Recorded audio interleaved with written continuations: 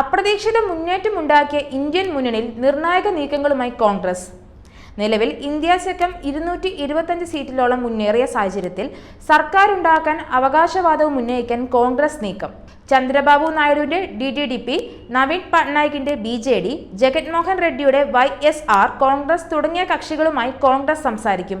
നിതീഷ് കുമാറിന്റെ JDUവിന്റെയും ഇന്ത്യ മുന്നണിയിലേക്ക് അടുപ്പിക്കാൻ കോൺഗ്രസ് നീക്കം തുടങ്ങി.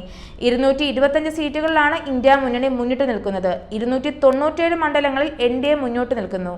കോൺഗ്രസിന്റെ നിലവിൽ 97 സീറ്റുകളാണ് ഉള്ളത്. അഖിലേഷ് യാദവിന്റെ സമാജ്വാദി പാർട്ടിയാണ് ഇന്ത്യ മുന്നണിയിൽ കൂടുതൽ സീറ്റുകൾ മുന്നേറ്റം നടത്തുന്ന രണ്ടാമത്തെ പാർട്ടി. നിലവിലെ സാഹചര്യത്തിൽ നിതീഷിന്റെ JDUവും ചന്ദ്രബാബുവിന്റെ നായിഡുവിന്റെ തെലുങ്ക് ദേശ പാർട്ടിയും ഇന്ത്യ മുന്നണിക്ക് ഒപ്പം നിന്നാൽ 30 സീറ്റുകൾ കൂടി ഇന്ത്യ മുന്നണിയിലേക്ക് എത്തും. JDU നേതാവ് നിതീഷ് കുമാറിന്റെ പ്രധാനമന്ത്രി സ്ഥാനത്തേക്ക് പരിഗണിക്കാമെന്ന ഒരു ആവശ്യവും മമതാ ബാനർജി അടക്കം ചില സഖ്യകക്ഷികൾ മുന്നോട്ട് വെച്ചിട്ടുണ്ട്. അതല്ലെങ്കിൽ ഇന്ത്യ മുന്നണിയുടെ കൺവീനർ സ്ഥാനം നിതീഷിന് നൽകി സർക്കാർ രൂപീകരണ ശ്രമം നടത്തണമെന്നാണ് ആവശ്യം.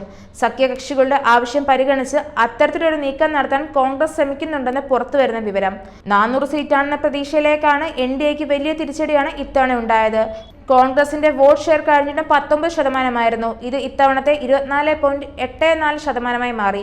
5% വോട്ട് വിഹിതം കൂട്ടാൻ കോൺഗ്രസിന് സാധിച്ചു. എന്നാൽ അതേസമയം BJPക്ക് വോട്ട് ഷെയറിൽ വലിയ മാറ്റമൊന്നും ഉണ്ടായിട്ടില്ല. കൂടുതൽ വാർത്തകൾ അറിയുവാനായി ഈ ചാനൽ സബ്സ്ക്രൈബ് ചെയ്ത് ഫോളോ ചെയ്യുക.